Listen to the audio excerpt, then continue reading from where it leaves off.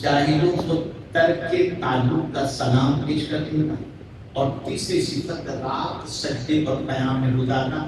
اب میں آپ کو ایک سوال پوچھتا ہوں، جو رات سجدے میں گزارتا ہو، جو رات قیام میں گزارتا ہو، اسے تو اللہ سے جنت اور مرتبے کا سوال کرنا چاہیے کہ مولا میں نے پوری رات تیری عبادت کے اندر گزار دی، مجھے جنت عطا فرما، مجھے یہ مرتبہ عطا فرما۔ جیسا کہ ہم لوگوں کا حال ہے کہ پنج وقتہ نماز کے بعد دعا کرتے ہیں اللہ اتنا مال عطا کر دے، اتنا بنگلہ عطا کر دے، اتنا سب کچھ عطا کر دے، لیکن اللہ والوں کی سوچ اپنے اختیار کرنے کی کوشش ہے۔ اللہ والوں کا حال یہ ہے کہ رات سجدے میں گزارنے کے باوجود، قیام میں گزارنے کے باوجود جب دعا کرتے ہیں تو کیا دعا کرتے ہیں؟ ربنا صرف عنا عذاب، اے ہمارے پروردگار جہنم کے عذاب کو ہم سے دور۔ وہ نیکی کر کے جہنم کے عذاب سے بچنے کی دعا کرتے ہیں، اور آج کا مسلمان گناہ کر کے جنت کا سوال کرتا ہے۔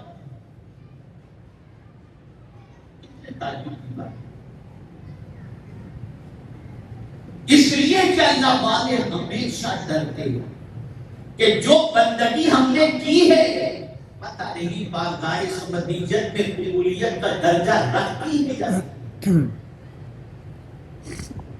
ہم نے اللہ کی بندگی کا حق ادا کیا یا نہیں؟ وہ عبادت کر کے اللہ سے ڈرتے، اور آج کا مسلمان گناہ کر کے بھی اللہ سے نہیں، اور نہ جہنم کا خوف اس کے دل کے اندر۔ آپ کیا سمجھتے ہیں؟ ذرا قرآن کی فکر کو سمجھیں، قرآن کی آئیڈیالوجی کو سمجھیں، قرآن کی عطا کردہ سوچ کو سمجھیں۔ ہم جنت کا سوال اللہ سے کرتے ہیں، اور آج تو جنت میں جانے کے وظیفے یوٹیوب پر مل جائے تو بندہ لگ ہی جاتا ہے اس کے اندر کہ چلو جنت مل جائے۔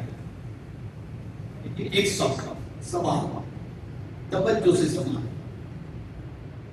ایک راستہ ہے، مجھے آپ کے یہاں باندرا آنا تھا، تو ظاہر سی بات ہے کہ مجھے اگر اندھیری جانا ہے تو میں کہیں نہ کہیں سے ایسا روٹ پکڑوں گا نا کہ باندرا سے ہوتے ہوئے، کرلا سے ہوتے ہوئے، کہیں سے بھی ہوتے ہوئے میں وہاں تک پہنچوں۔ تو مجھے وہاں پہنچنا ہے تو اس راستے سے گزرنا پڑے گا جو راستہ وہاں تک مجھے پہنچاتا ہو۔ اگر میری بات سمجھتے ہو تو جواب ہو، صحیح ہے؟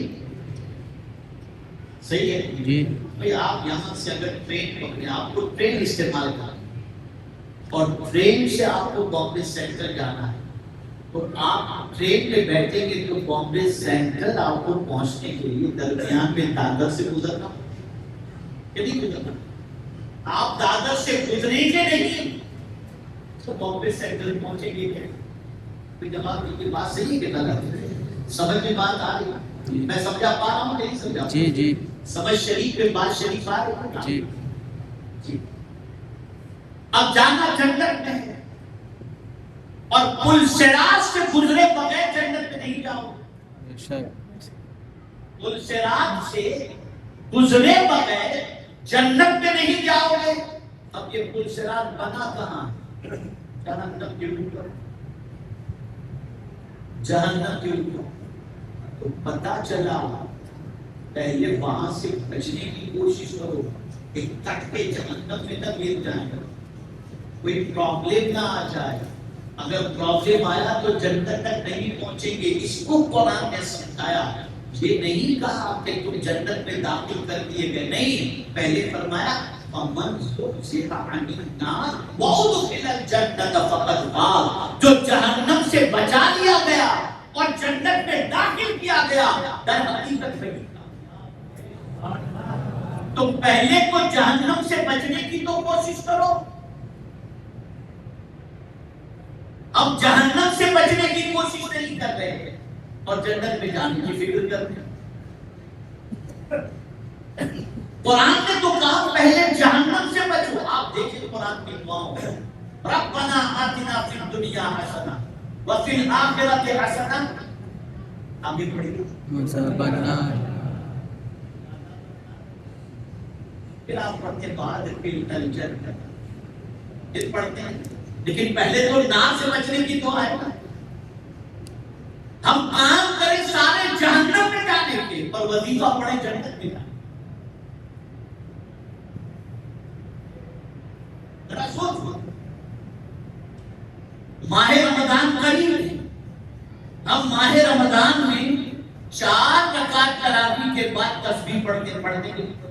جواب دیجیے، میں سب کی یاد میری بات آپ کو پتہ چلے جی پڑھتے ہیں جی جی پڑھ کے سبحان الملک سبحان ذی الملک والملک سبحان ذی العزت والعظمت والحکمت والقدرت والکبریاء والجلال سبحان الملک الحی الذی لا ينام ولا ينام سبحان القدوس ربنا ورب الملائکۃ والروح. کیا پڑھتے ہیں؟ یہاں جنت کیوں نہیں مانگ رہے؟ یہاں جنت کیوں نہیں مانگ رہے؟ یہاں تو آپ تسبیح کے بعد یہ دعا کر رہے ہو، اے اللہ ہمیں آگ سے بچا دو. یہ دعائیں پڑھتے تو ہیں لیکن کھوپڑی کے اندر بات آتی ہے. سمجھو اسے، جب تک کہ جہنم سے بچا کر لیے جاؤ جنت میں داخل نہیں ہو سکتے. اور اللہ والے سجدے کر کے بھی، قیام کر کے بھی، رات عبادت میں گزار کر کے بھی اللہ کی بارگاہ میں دعا کرتے ہیں، ربنا اصرف عنا عذاب جہنم، اے ہمارے پروردگار ہم سے جہنم کی آگ پھیر دے، جہنم کے عذاب.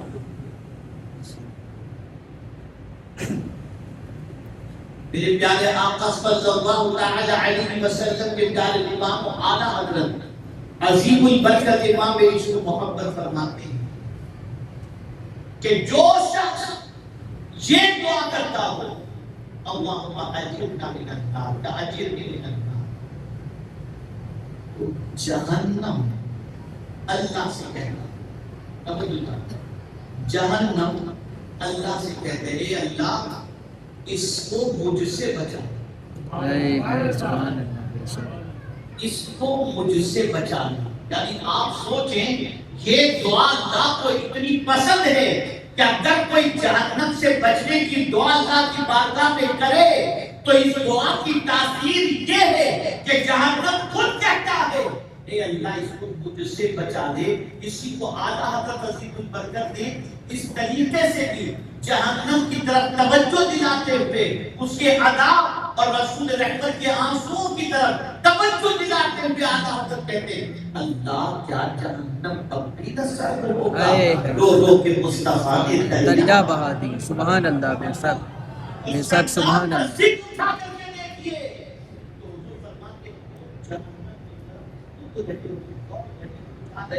اور میں تمہاری کمر پر پکڑ کے کھینچ کے بچاؤں.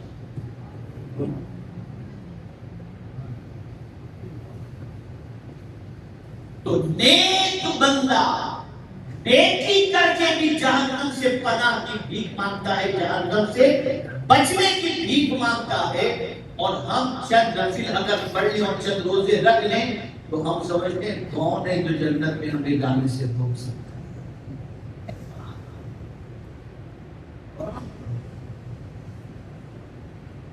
اللہ والوں کی یہ صفت ہے.